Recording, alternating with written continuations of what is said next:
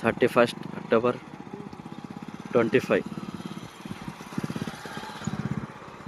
9:45 AM. చెరువులో ఎన్ని నీళ్లున్నాయి.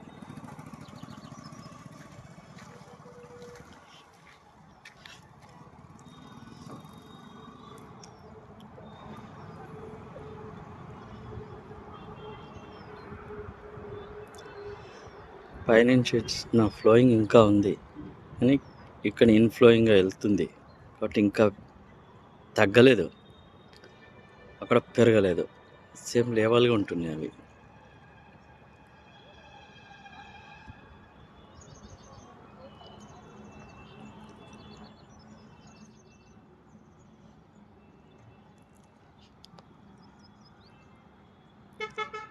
పైనుంచి ఫ్లోయింగ్ రాకపోతే ఇక్కడ చోట్పల్ కత్వా నుంచి కిందికి వెళ్తున్నాయి అలుగు, అది అలానే పోయిందనుకో నీళ్ళు తగ్గే అవకాశం ఉంటుంది రేపటి వరకు.